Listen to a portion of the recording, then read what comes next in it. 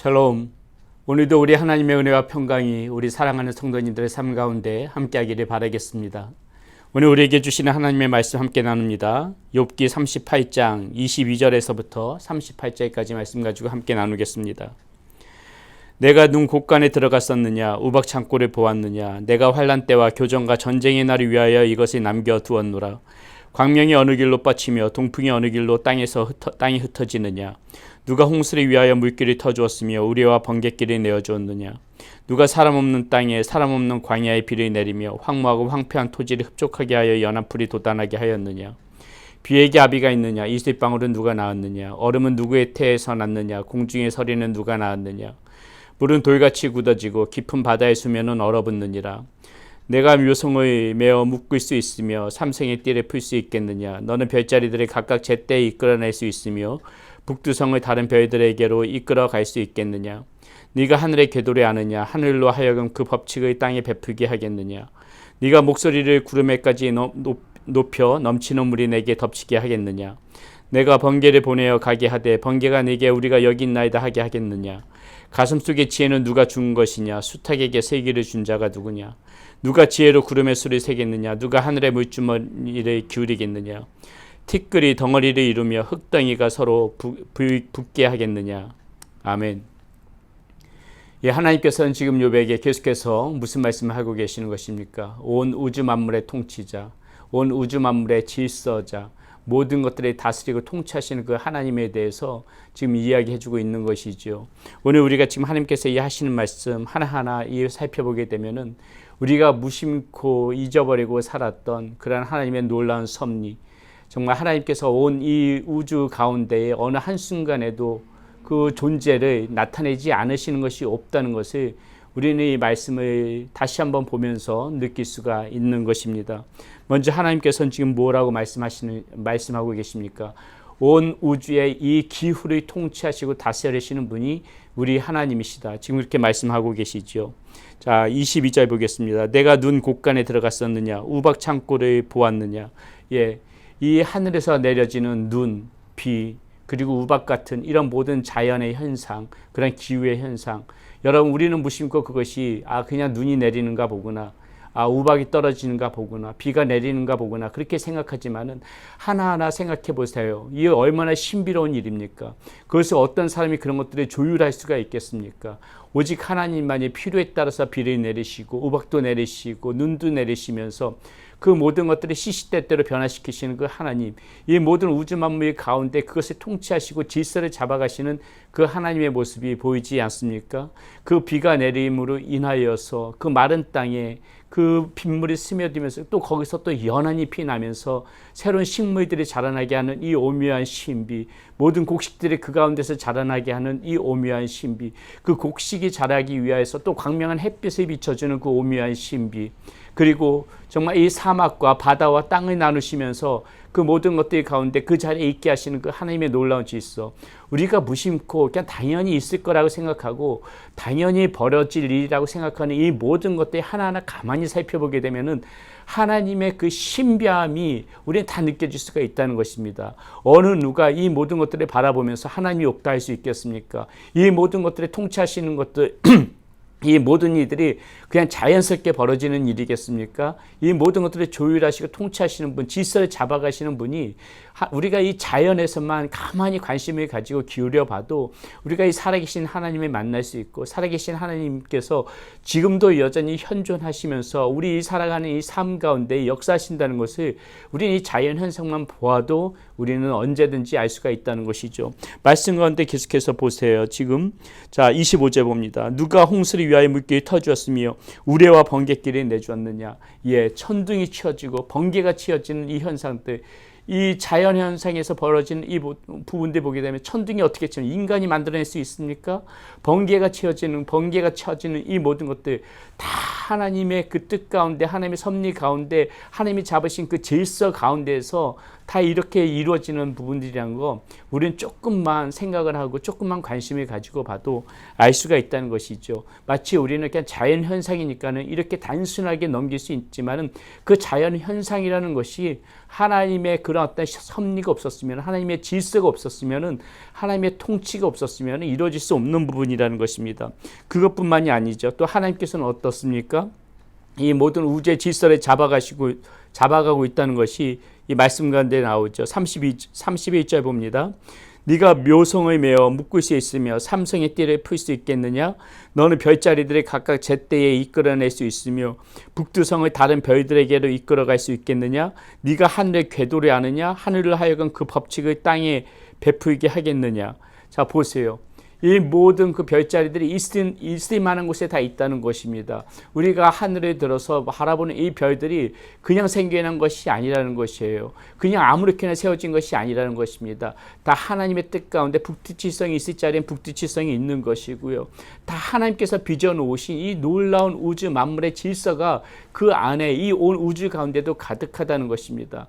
여러분, 우리가 이 아침에 뜨는 이 햇볕, 그리고 우리가 밤에 볼 수 있는 이 달들, 해들, 이 모든 그 밤낮이 바뀌어지고 우리가 해를 볼 수가 있고 달을 볼 수가 있고 이런 모든 것들이 이렇게 순환되어지는 것들 얼마나 놀랍습니까?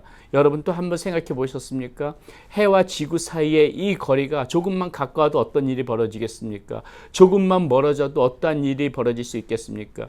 지구가 자전하지 않으면은요, 지구가 공전하지 않으면은요, 달과 지구 사이가 가깝거나 멀게 되면은요, 모든 것 하나하나 제자리에 있는 것이 다 하나님의 신비고 우리가 이 땅 가운데 살기에 가장 최적의 장소로 하나님께서 그 모든 우주 질서들이 다 편성해 놓으셨다는 것을 우리가 안다면은 우리는 지금도 살아계시는 그 하나님을 볼 수가 있다는 것이죠. 자, 여러분 이것뿐만이 아닙니다. 또 하나님께서 뭐라고 말씀하세요? 37절입니다. 누가 지혜로 구름의 수를 36절입니다. 가슴속의 지혜는 누가 준 것이냐?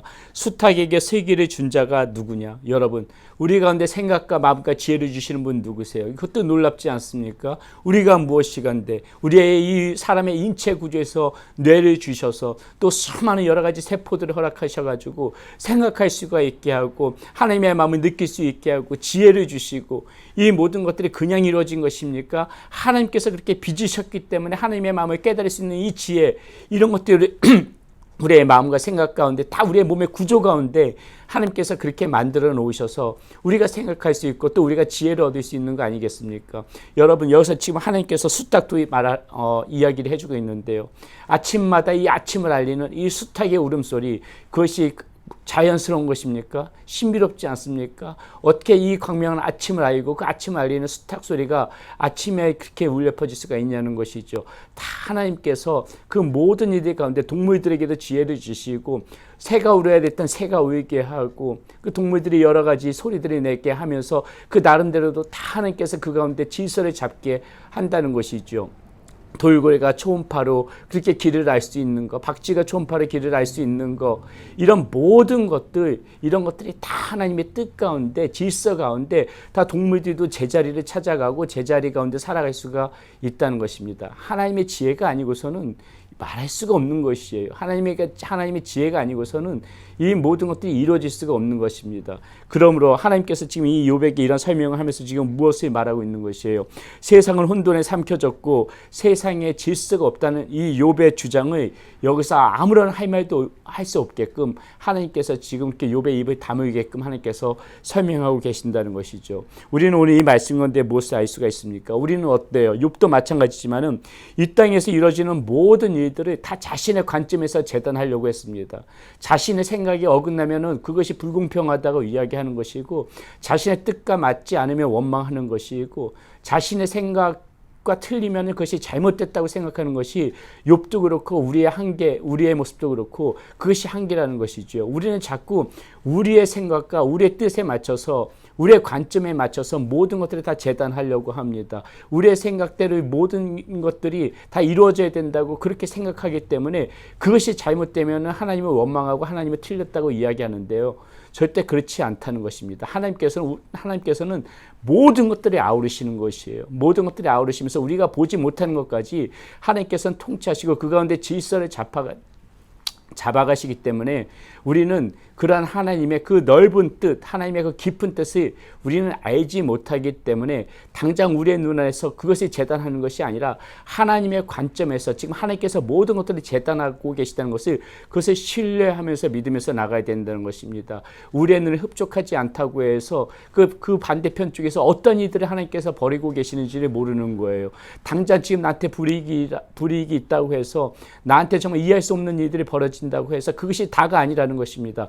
그 이면에 하나님께서 또 어떤 이들이 계획하고 계시는지 모르는 거예요. 하나님의 관점에서는 모든 것들을 깊게 보고 넓게 보면서 그것들의 질서를 잡아가시는 하나님이시기 때문에 당장 나한테는 지금 뭔가 불공평해 보이고 당장 나한테는 지금 이해가 되지 않고 당장 내 눈에서는 그것이 좋아 보이지 않아도 그것이 나중에 이 하나님의 질서 가운데 어떻게 다시 편성이 되어지고 이루어질지 모르는 것이기 때문에 우리는 하나님을 더욱더 믿고 신뢰하고 의지하면서 하나님의 관점 가운데 모든 것에 실수가 없으시고 모든 것들이 정확하시다는 그 하나님을 바라보면서 믿고 오늘도 살아가야 된다는 것입니다.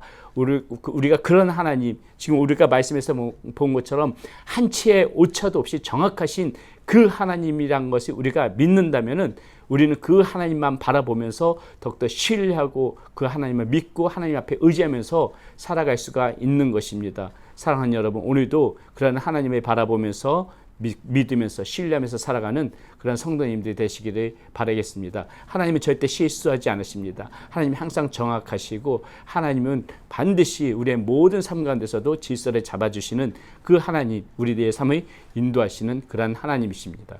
기도하겠습니다.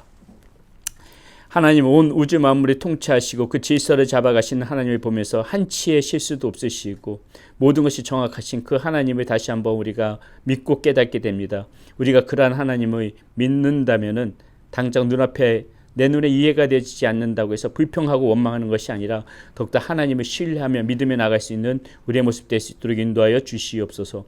우리 주 예수 그리스도의 이름으로 감사하며 기도드렸습니다. 아멘.